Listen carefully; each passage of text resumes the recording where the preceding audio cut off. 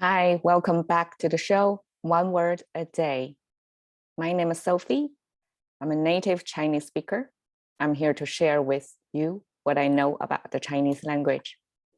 And I'm going to do it the traditional, now popular Zoom lecture. It's not really a lecture. I would view it more like a conversation that I have with my friends, my English speaking friends, to show you how 1/5 of the Earthlings are operating with their language. So yesterday we talked about 如痴如醉. It is actually a beautiful word to describe a beautiful state of mind, because you don't really got that a lot in your life, that you're so obsessed and intoxicated about something. So to speak, in American English current expression is to be passionate about something. So that's the state that we're describing. So one of the word is going to be used in the next phrase. That's the winner, 吃. We say last time that this is about cognitively ill. So cognitive in the middle and ill outside. So somebody who is biased or obsessive in this case. 痴心妄想. So 痴 is the same 吃. It has similar meaning as the last phrase, but then now it pairs with another set of phrase, and in Chinese connotation actually it becomes negative. It means you are thinking too much, you're overthinking, you're dreaming too big to be realistic. And the second character is simple, but is important in our culture and the language, which means heart in its literal meaning. And you can kind of visual to see it's really the shape of the heart with some, I don't know, vessels next to it. That's how I envision it. 痴心. But just like American culture, this is a similar way of transferring the meaning of one object and use it on another one. Just back then, people think heart is the thinking function. So we also use heart to describe your actually mindset, what you're thinking, like heart in place of your brain, right? 痴心妄. Okay, this is an interesting word because we see this character at the bottom literally means woman, and the character on the top of it literally means dad.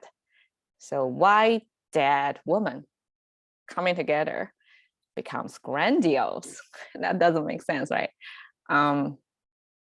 Actually the top, even if it means dad, but it's pronounced as Wang, and you'll see here it pronounced as Wang.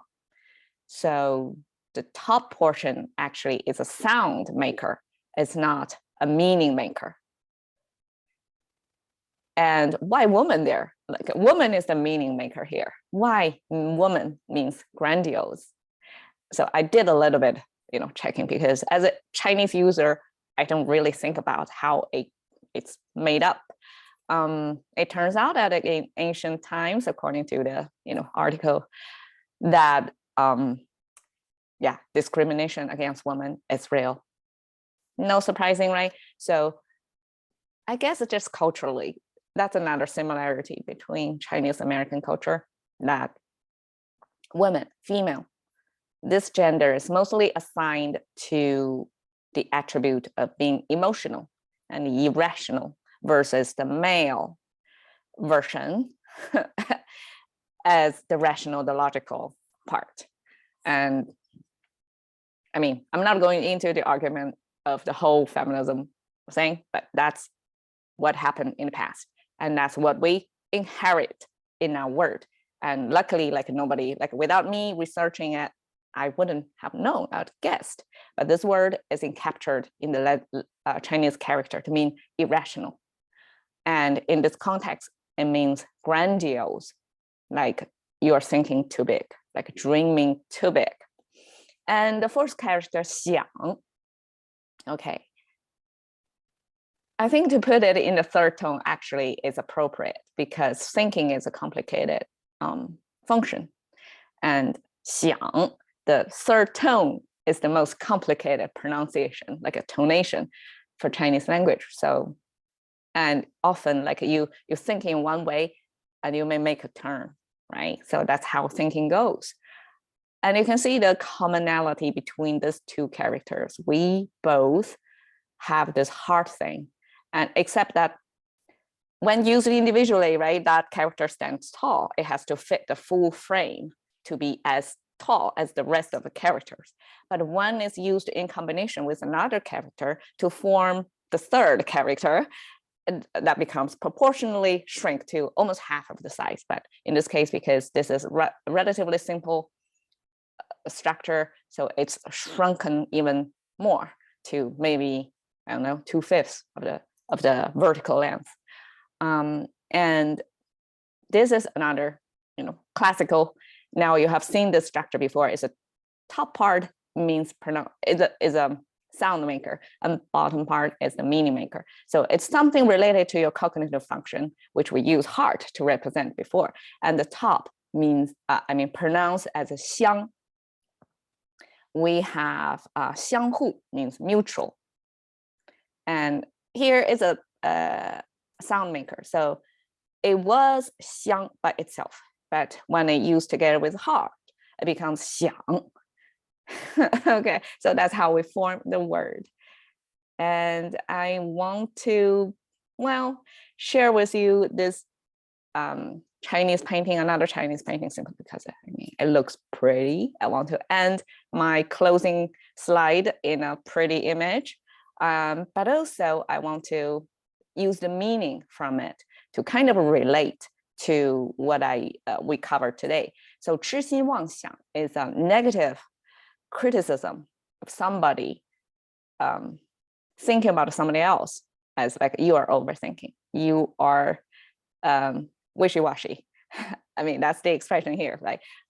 So it's kind of a reality checker hat on to criticize the other person that you're not going to get there. It's basically a negative sayer.